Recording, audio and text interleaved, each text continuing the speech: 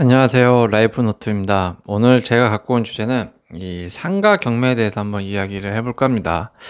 평생 월급 받기가 우리의 꿈이죠. 평생 월급이라고 한다면 아마 월세를 뜻하는 겁니다. 월세. 즉 건물주나 상가 매입을 해서 상가 경매를 받아서 내가 월급 외에도 내가 직장 외에도 부수입으로 월세를 받는 분들도 계실 거고요. 아니고 조금 상가 경매를 세게 투자를 해서 아주 월세가 크게 나오시는 분들도 있을 겁니다. 유형별로 전략이 다르고 또 유형별로 어떻게 무엇을 조심해야 되는지에 대해서 한번 이야기를 해보려고 하는데요. 뭐 월급이란 게 그렇습니다. 회사에서 받는 월급은 언젠가 끊기죠. 내 통장에 매달 꼬박꼬박 들어오는 임대료 월급은 내가 죽을 때까지 이어지는 거죠. 많은 분들이 주식, 코인, 부동산, 아파트에만 몰두를 합니다. 그런데 정작 이 상가에 대해서는 두려움부터 앞서죠. 상가는 어렵다. 뭐 공실 나면 망한다. 이거는 전문가만 하는 거다. 라고 하면서 말이죠. 하지만 잘 생각해 보세요.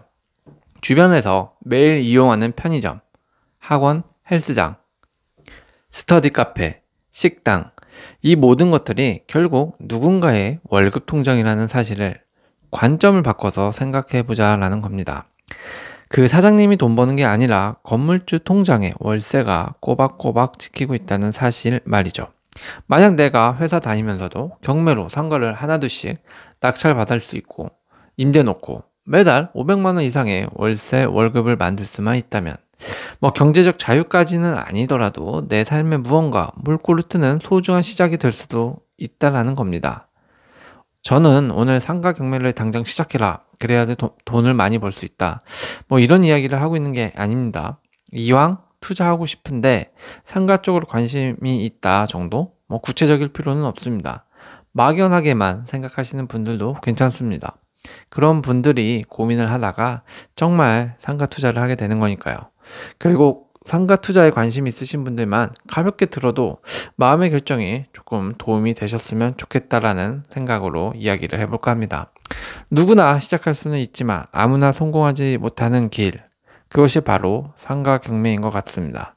그러면 지금부터 상가 경매에 대한 이야기를 한번 유형별로 짚어보도록 하겠습니다. 먼저 상가 경매를 유형별로 어떤 것들이 있는지 알아봐야겠죠. 그 첫 번째는 바로 1, 2층 상가 건물입니다. 사실 말하지 않아도 너무 많이 알고 있을 거라고 봅니다. 1, 2층 상가 건물은요. 일단 가시성이 최고로 좋고요. 보행자가 가장 많이 오가는 층이죠. 지나가는 사람 눈에 바로 띄기 때문에 커피숍, 편의점, 프랜차이즈, 음식점 뭐 이런 것들이 선호됩니다. 진입장벽도 낮고요. 누구나 직관적으로 이 자리에 장사하면 잘 되겠다라는 확신을 가질 수밖에 없죠. 임대 수요가 탄탄하고요. 창업 초보자부터 프랜차이즈 본사까지 가장 먼저 찾는 구간이 아마 1층, 2층 구간일 겁니다. 그럼 반대로 단점은 뭐가 있을까요? 당연히 가격이 비싸죠. 같은 건물이라도 1층은 3층보다 평당 가격이 2~3배까지 차이가 납니다. 또한 경쟁이 치열합니다. 경매에서도 입찰자가 가장 많이 몰리기도 하는 매물인데요. 수익률 같은 경우는 안정성은 높지만 높은 낙찰가 때문에 월세 대비 수익률이 3%대에 그치는 경우도 많습니다. 즉, 이 1, 2층 A 유형이라고 칠게요. 이 1, 2층은 안정성이냐 수익률이냐 그 차이로 결정을 해야 될 겁니다. 여기에서 고민을 많이 하는 매물이라고 볼 수가 있는 거죠. 그럼 유형 A, 그러니까 1층, 3층 건물에 대한 실전 사례를 가정해 보도록 할게요. 예를 들어 역세권 앞 건물 1층 15평짜리 상가가 있다고 가정을 해볼게요. 예상 월세 300만 원이고요. 권리금 포함 매매가 약 10억 원 수준입니다. 단순 수익률만 놓고 보면 300만 원에 곱하기 1년치 나누기 10억 낙찰가를 하면 3.6%의 수익률이 나옵니다. 안정적이지만 투자자 입장에서 레버리지를 써도 크게 남지 않는다라는 결론이 나오는 것이죠. 반면 같은 건물의 3층 40평 상가는 어떨까요? 예상 한 월 250만 원 정도 나온다고 하고요. 낙찰가 4억 원짜리 수익률을 단순하게 계산을 해보면 7.5%가 나옵니다. 바로 이 지점에서 유형 A는, 그러니까 1, 2층 건물은 좋지만 유형 B 3층 이상의 고평수까지 B, C가 훨씬 수익형 투자에 맞다라는 판단이 나오는 거죠. 이에 대한 정리를 하자면 초보 투자자분들이시라면 유형 A, 즉 1층에 눈이 갈 수밖에 없을 겁니다. 그러나 실제로 월세 월급을 만들려면 우리는 요 A가 아니라 B에 초점을 둬야 된다는 거죠. B 이상으로 가야 돼요. 2층, 3층 고평수로요. 유형 A, 요 1층 건물은 안정적 자산 성격이고요. 요 B, C는 현금 흐름 자산이라고 인식을 해야 됩니다. 이것을 알 필요가 있을 것 같아요. 그럼 이제 유형 B, 지금 말씀드린 유형 B 3층 이상의 30평에서 50평형대에 대해서 이야기해 볼게요. 투자를 해보려면 먼저 입지와 특징을 알아야겠죠. 만약 유형 B인데 역세권이라면 지하철역에서 도보 5분 이내 학생, 직장인, 유동인구가 꾸준히 확보되겠죠. 평형대가 30평에서 50평형대. 요 평수는 학원, 교실 하나, 피트니스 스튜디오, 댄스 연습실, 독서실, 소규모 병원 운영하기 딱 알맞습니다. 거기에 큰 창으로 노출할 경우 외부에 넓은 창이 있으면 간판 효과가 뛰어나서 3층 이상이라면 시인성도 좋아진다는 거죠. 즉 임차 수요가 확실히 존재하는 사이즈와 위치라는 게 가장 큰 특징이 될 수 있다는 사실을 아셔야 됩니다. 그러면 이 유형 B에 대한 장점은 뭘까요?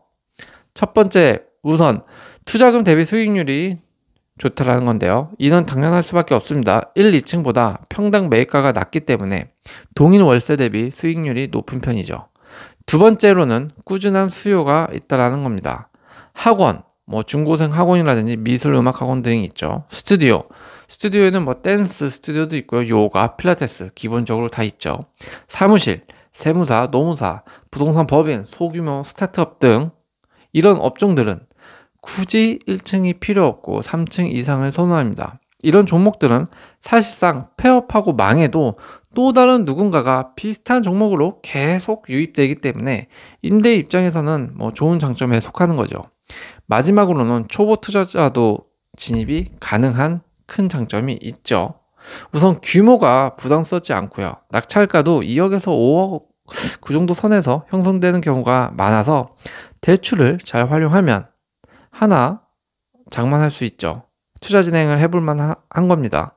특히 맞벌이 부부라면 아직 내가 집을 안 사고 나는 집보다는 집은 좀 나중에 사고 이런 건물에 좀 투자에 관심이 있다라고 하는 맞벌이라면 저는 투자 매물 가격 대비해서 아주 큰 부담이 없이 한 번씩 치고 빠질 수 있는 좋은 물건들이 많다라고 생각은 합니다. 그럼 이 유형은 장점만 있느냐, 단점도 살펴봐야겠죠. 아마 투자에 있어서는 단점과 리스크를 잘 봐야 될 것 같은데요. 첫 번째가 당연히 공실 리스크입니다.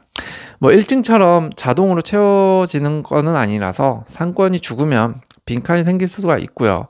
그 순서가 제일 먼저 일어나는 층이기도 한 게 바로 3층 이상입니다. 때문에 어떤 분들은 죽은 상권에서 호재거리가 있다라고 해서 지금 당장은 죽어 있어도 공실이더라도 저렴할 때 미리 매매를 하시는 분들도 간혹 계신데 이와 같은 전략은 추천드리지는 않습니다. 두 번째, 가장 중요합니다. 정말 주차 문제인데요. 주차하는 게 뭐요? 이럴 수도 있는데요. 3층 이상 들어오는 데는 아까 말씀드린 대로 좀 종목이 1층처럼 음식점이나 이런 건 잘 아니죠. 커피숍이나 학원, 체육시설 같은 업종이 많이 들어옵니다. 건물 주차 여건이 나쁘면 이 말은 계약이 지연될 수도 있습니다. 때문에 수요는 좋아도 주차가 너무 별로다 싶으면 아예 안 들어올 수도 있다는 점을 인지하셔야 합니다. 그렇기 때문에 한 번씩 내가 아파트, 집도 마찬가지잖아요. 주차가 안 좋으면 조금 고려하게 되듯이 상가는 그 유형을 좀 더 많이 타는데요. 한번 내가 상가 매매 아니면 상가 낙찰에 조금 관심 있다 하면 꼭 그 상가의 주차 시스템은 한 번씩 살펴보길 바라겠습니다. 세 번째로는 임차인이 업종 제한될 수도 있는 건물도 있다는 거죠. 임차인의 업종 제한 여부를 잘 봐야 된다는 라는 겁니다. 건물 관리단 규약에 따라 노래방, 헬스장 같은 소음 업종은 제한될 수도 있으니 이와 같은 업종을 들이시려면 관리단 규약을 반드시 알아보셔라 라는 거죠. 결국 상가를 매매하고자 할 땐 반드시 공실 상황, 관리단 규약, 주차 가능 대수를 확인해야 한다라는 건데요. 기본적인 건 맞는데 이게 참 기본적인 사항들인데 의외로 투자 초보분들이 투자를 하실 때 놓치는 실수들이니 꼭 한 번씩은 챙겨보시기 바랍니다. 챙겨서 나쁠 건 없잖아요.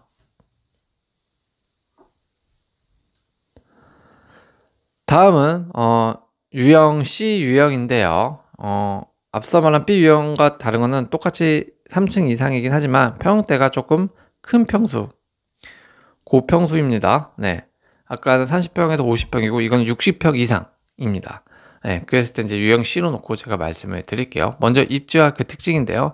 보통 입지는 역세권 대형 건물 안에 주로 위치해 있죠. 네. 그리고 역에서 보통 뭐 5분 내외가 유리합니다.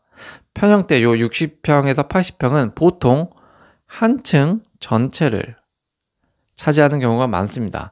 그래서 소규모 업종보다는 규모가 있는 사업자가 임차인으로 들어옵니다. 주수요 업종으로는 뭐 공유 오피스라든지 요양원이라든지 헬스장이라든지 스터디 카페, 대형 학원, IT, 스타트업 본사 등이 있을 수 있죠. 단순 소규모 장사보다는 사업체 성격의 임차인이 들어오는 경우가 많다라는 점을 알고 계시길 바랍니다. 그럼 이와 같은 대형 평수 상가들의 장점은 무엇이 있을까요? 먼저 임대 구조를 다양하게 설계 가능하다라는 장점이 있습니다. 전체를 한 업체에서 임대가 가능하고요. 이와 같은 확률이 또 높기 때문에 투자의 안정성도 오르게 된다는 거죠. 아니면 꼭 통으로 임대를 안 하더라도 섹션 오피스로 구획 나눔으로써 투자를 염두에도 충분히 좋습니다. 예를 들면 70평이라고 치면 10평씩 뭐 7개로 쪼개서 임대를 하는 거죠. 이러면 공실 리스크가 분산이 되고요. 수익률도 올라갈 수 있게 된다는 장점도 있습니다. 두 번째로는 꾸준한 수요입니다. 상가 투자에서 빠지지 말아야 하는 요소가 바로 꾸준한 수요죠. 앞서서도 말씀드렸지만 수요는 계속 있어야 합니다. 코로나 이후 공유 오피스, 스터디 카페 시장이 커지면서 중소형 오피스 수요는 여전히 아직도 많습니다. 특히 대형 학원가 근처는 60에서 80평짜리 교습소 수요가 강하게 나타나는 점도 염두할 필요가 있고요. 마지막으로는 이 또한 유형 C는 B와 C는 수익률과 꾸준한 수요가 좋다라는 건데요. 대형 평형은 낙찰가가 싸게 잘 나오는 편인데 임대료는 의외로 잘 맞춰져서 한 8에서 10% 이상 수익률도 가능하다라는 겁니다. 이게 뭐 무조건적인 건 아니에요. 그럼 단점과 리스크를 또 살펴봐야겠죠. 투자하려면 이걸 알아야 되니까요. 첫 번째, 초기 임대 공실 기간이 길어질 수도 있다는 거죠. 60에서 80평형은 한 번에 맞출 세입자를 찾기가 어렵다면 공실 기간이 다른 평형대, 다른 층수에 대비해서 사무실 대비 굉장히 공실 기간이 길어질 수가 있다는 겁니다. 두 번째로는 인테리어 비용 부담이 크다라는 겁니다. 이건 뭐 평수가 크니까 당연한 단점이고 리스크인데요. 임차인이 원하는 구조, 뭐 칸막이, 냉난방, 전기 증설 등 뭐 이런 구조를 위해서 인테리어 협조를 요청할 수 있어야겠죠. 이걸 잘 알아봐야 됩니다. 인테리어도 매우 복잡해요. 어떤 것도 선을 못 따는 것도 있고요. 그래서 내가 원하던 곳에 인테리어가 잘 안 되는 경우도 있습니다. 세 번째로는 운영 난이도가 좀 높다라는 겁니다. 섹션 오피스로 나눌 경우에 큰 평수를 임대 관리가 복잡해지죠. 그리고 세입자 교체 주기도 짧을 수밖에 없습니다. 그리고 또 이 사이에서 발생할 수 있는 뭐 민원이라든지 각종 법률 문제는 꽤 적지 않은 임대인이 매도를 치게 되는 원인 중에 하나라는 거죠. 실제 이런 것 때문에 매도 치는 사람도 굉장히 많아요. 힘들어서. 따라서 요 유형 C, 그러니까 요 3층 이상이면서 큰 평수 사무실은 임대 구조를 설계할 역량이 필요한 단계라고 볼 수 있는데요. 즉 너무 초보보다는 조금 임대 사업을 해보신 분이나 앞에서 난이도를 조금 작은 데서 시작을 해보고 그 다음에 넘어오는 게 좀 맞는 것 같아요.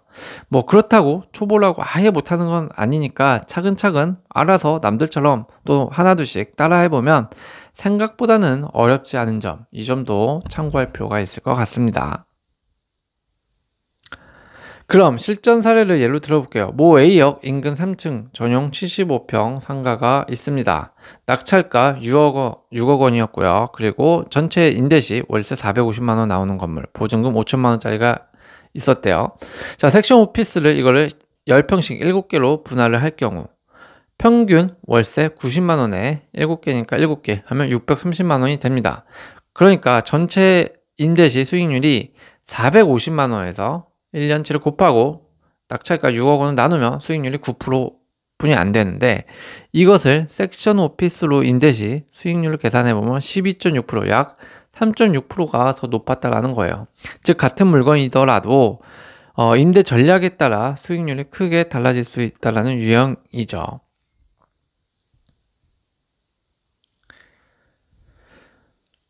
상가의 경매 유형 C, 3층 이상에서 큰 평수. 그렇다면 어떻게 해야 될까요? 이 전략 포인트가 있는데요. 일단 유형 B네요. 네, 유형 B에서 경험 쌓은 후 도전을 하실 걸 저는 추천해 드립니다. 처음부터 유형 C에 뛰어들면 공실 관리, 임대 설계가 어렵습니다. 네, 그러니까 일단 유형 B가 뭐였죠? 3층이면서 조금 30평에서 50평이었죠? 네, 그러니까 30평에서 50평, 이렇게 작은 걸로 2층, 3층짜리로 시작을 해서 지금처럼 큰 걸로 갈아타라, 아니면 뭐 추가로 해도 되고요. 그렇게 전략을 짜는 것도 좋을 것 같습니다 라는 겁니다.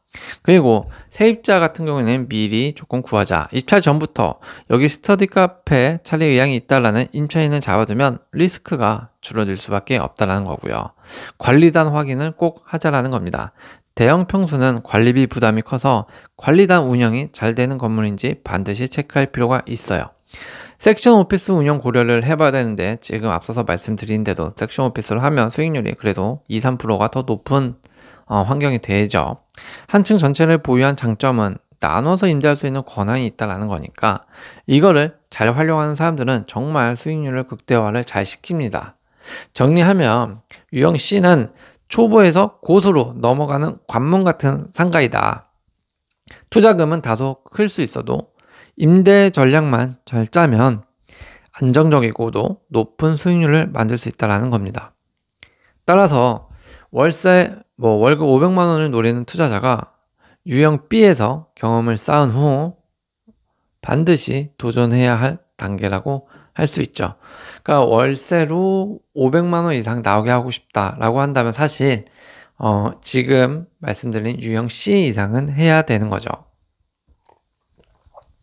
안 그러면 사실 높은 수익률을 기대하기는 어려워요. 근데 우리가 물론 월 70씩 80씩 100만 원씩 나오는 게 작은 돈은 아니지만, 사실 정말 상가 투자를 하는 이유는 적어도 월 400에서 500은 받고 싶어 하는 마음이 대부분 큰 마음에서 출발을 한다고 저는 분명히 생각을 합니다. 근데 그런 수익을 내기 위해서는 이렇게 유형 B부터 시작을 해서 C 이상이 되어야 조금은 가능한 현실이 아닐까라는 말씀을 드리는 겁니다. 그럼 마지막 유형, 위락시설에 대해서 조금 알아봐야 되는데요. 이건 유형 D라고 제가 말씀을 드렸는데, 먼저 입지와 특징 대략 이렇죠. 일단 위치는 주로 도심 핵심 상권에 위치해 있고요. 중심 상업지구에 몰려 있습니다. 건물 특성은 대부분 방음, 방구조, 조명, 인테리어가 이미 유흥업 맞춤형으로 되어 있다는 거죠. 임차 수요는 여전히 위락시설은 꾸준합니다. 특히 대학가, 유흥가, 오피스 밀집 지역에선 안정적인 업종이면 틀림이 없습니다. 즉 공실이 정말 안 나요. 공실이 쉽게 나지 않습니다. 쉽게 나진 않지만 공실 한번 나면 가장 큰 문제가 재임대를 맞추기가 매우 어렵다, 까다롭다라는 겁니다. 위락시설 같은 경우는 사실 장점보다는 리스크와 단점을 알고 있어야 되겠죠. 이 위락시설 같은 경우에는 리스크와 단점만 알고 있으면 조심해야 되는 단계는 충분히 피할 수 있다고 봅니다. 일단 우선 업종이 제한되는지를 확인해 볼 필요가 있습니다. 건축물 용도, 구청 인허가, 건물 관리단 규약에 따라 영업이 제한될 수 있습니다. 예를 들면 주택가와 인접한 상업지구는 노래방 허가가 안 나오는 경우도 있어요. 이거는 매입 전 꼭 확인을 해 보셔야 됩니다. 두 번째로는 시설 전환 비용인데요. 철거 후 일반 사무실이나 학원으로 바꾸려면 비용이 정말 큽니다. 방음 벽, 조명, 집기, 철거부터 해서 청장 벽 새로 시공하고 이러면 어마어마하게 들어갈 겁니다. 마지막으로 위락시설 쪽으로 알아볼 때는 사회적 리스크를 제일 조심해야 할 겁니다. 불법 영업, 민원 발생, 세입자 교체, 요게 매우 작게 일어나는 유형군이 바로 이 위락시설군이다. 이렇게 보실 수가 있을 겁니다. 세입자가 밀린 임대료를 내지 않고 도망가거나 영업정지 먹으면 임대인도 직격탄을 맞죠. 그런데 이런 경우가 정말 빈번하게 나요. 왜냐하면 사실 위락시설 모두를 일반화해서 그렇게 보자라는 건 아니지만 위락시설이라는 게 특히 유흥가 같은 경우에는 그렇게 바르고 정상적인 영업으로 돈을 버는 곳은 그렇게 아니기 때문에 여기는 정말 임대료 내지 않고 도망가는 영업주들도 굉장히 많습니다. 이건 정말 조심해야 되겠죠. 사실 운도 잘 따라줘야 할 필요가 있습니다. 즉 돈은 잘 벌리지만 골치 아픈 임대가 이 위락시설이다라는 거죠. 정리하면 요 유형 D 위락시설은 수익률은 폭발적일 거예요. 하지만 리스크도 굉장히 살인적이고 폭탄적일 거다라는 겁니다. 따라서 경험 많은 투자자, 자금 여력이 충분하고 리스크를 충분히 감당할 수 있는 사람에게만 저는 적합하다고 생각이 들고요. 그런 분들만 조금 뛰어드시길 바랍니다. 상권 임장할 때 노하우가 있을까요? 사실 상권 임장 노하우는 특별한 게 있는 것도 아니고요. 실제 자산가들도 그렇게 거창하게 있지는 않다고 하네요. 대신 필수인 것들은 놓치지 않고 꼼꼼히 보는 게 습관이라면 습관, 노하우라면 노하우라고 좀 될 수 있을 것 같은데요. 일단 가볍게 보기. 지나가는 사람, 저녁에 부쩍이는지, 가족 식사 자리로 쓰이는지 지나가면 한 번씩 쓱 쳐다보세요. 꼼꼼하게 볼 필요는 없습니다. 꼼꼼하게 볼 거면 사람들을 볼 게 아니라 이런 걸 봐야죠. 주변 공실률, 건물 내 빈 점포가 많은지 적은지, 관리실 분위기, 관리단이 잘 운영되는 건물은 돈이 잘 도는 건물입니다. 그렇기 때문에 제가 드리고 싶은 말씀은 꼭 임장을 해야 된다 보면 상권은 설렁설렁 슬리퍼 끌고 가서 봐도 됩니다. 하지만 공실만큼은 정말 꼼꼼히 하자라는 확인 원칙으로 임장을 가시길 바라겠습니다. 그러면 현장 방문할 때 질문 리스트를 만든다면 무엇들이 있을까요? 첫 번째, 관리실 관련한 거는 일단 밀린 관리비가 있는지, 그리고 여름과 겨울과 관리비 차이가 많이 나는지, 이거 되게 중요합니다. 현 주인이 지금 장사하고 있는지 아니면 공실된 지는 얼마나 되는지 굉장히 관리 차원에서는 중요하죠. 임차인 보증금 받고 나갈 것인지, 현재 이 업종이 주인 바뀌어도 장사 계속할 의향이 있는지, 이런 부분도 임차인 부분에서는 필요할 것 같고요. 부동산을 본다 하면 전용 면적, 평당 시세 얼마고 월세 맞추면 공실기간이 얼마나 될지, 이런 거 정도는 머릿속에 간단한 계산 방식이 있어야 됩니다. 그리고 이게 좀 중요한데요. 옆 상가 주인, 이게 왜 중요하냐? 일단은 옆 상가는 어떤지 분위기가 중요합니다. 왜냐하면 이 상가가 분포가 되어 있으면 대부분 그 분위기는 따라가거든요. 내 상가만 분위기가 좋을 리가 없고요. 또 내 상가만 분위기가 나쁠 일은 없습니다. 물론 건물주가 다르니까 그럴 수가 있다라고도 억지 이론을 피면 그러는데 대부분 그 분위기가 좀 따라가는 경향이 있어요. 그래서 옆 상가는 좀 장사가 잘 되고 있는지, 그리고 관리비는 누가 걷는지, 요게 좀 중요합니다. 자, 상가 건물에는 보통 관리비라는 게 있죠. 건물 청소, 전기 수도, 엘리베이터 유지비, 경비 시설 관리비 등을 세입자들이 조금씩 나눠서 내는 돈이에요. 이걸 관리비라고 합니다. 아파트 관리비랑 좀 비슷한 개념이라고 보시면 되는데, 그런데 이 관리비를 누가 걷고 누가 관리하냐가 매우 중요하다. 관리단이나 관리실 직원이 직접 걷는 경우에는 건물이 체계적으로 운영된다라고 볼 수 있는 거죠. 그러니까 관리단이 따로 있고 관리실 직원이 있으면요. 회계가 투명하고 분쟁이 적고 세입자 만족도가 분명 높을 겁니다. 그 건물은요. 그런데 건물주, 개별 소유주가 제각각 걷는 경우가 있어요. 이거는 체계가 없다라는 뜻이고 관리비가 밀리거나 공용시설이 방치될 가능성이 크다라는 겁니다. 건물 분위기가 흐트러질 수 있다라는 거죠. 그래서 관리비가 누가 걷느냐라는 말은 이 건물이 관리가 잘 되고 있는지, 임대를 놓았을 때 안정적으로 돌아가는 곳인지 확인하는 핵심 질문일 수가 있다는 점을 꼭 알아주시길 바랍니다. 우리가 상가 투자 시에 아주 세세하게 다 계산할 수는 없어도 간단하게 이 정도면 어느 정도 되겠구나라는 빠른 계산이 언제 어디서든지 할 수 있어야 합니다. 그래야 빠른 기회를 잡기 위해서 빠른 판단을 할 수 있는 거죠. 여기서 말한 간단한 법칙은 상가 수익률 계산을 빠르게 하기 위한 암산 공식이다 정도로 보시면 될 것 같은데요. 우선 수익률별 곱해야 하는 숫자를 알면 시세를 바로 추정할 수 있다는 거죠.